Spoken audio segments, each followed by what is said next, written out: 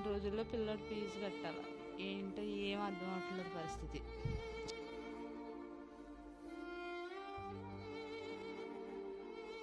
అమ్మా అమ్మా ఏం చేస్తున్నావు? అన్నం పెట్టు, ఆకలేస్తుంది. వస్తున్నాను నాన్న.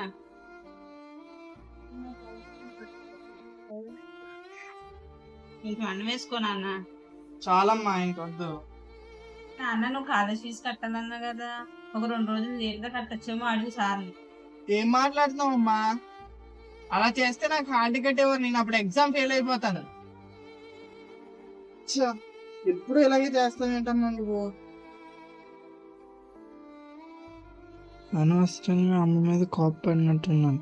మన కోసమే కదా అమ్మ కష్టపడుతుంది. అనవసరంగా కోపపడ్డాను అనిపిస్తుంది. సరే వెళ్ళి అమ్మకి సారీ చెప్దాంలే. సారీ అమ్మా, నేను వేరే వాళ్ళని అడిగి కడతాను, తర్వాత వాళ్ళకి ఇచ్చేద్దామా 2 days తర్వాత. ఓకేనా? సరే నాన్న.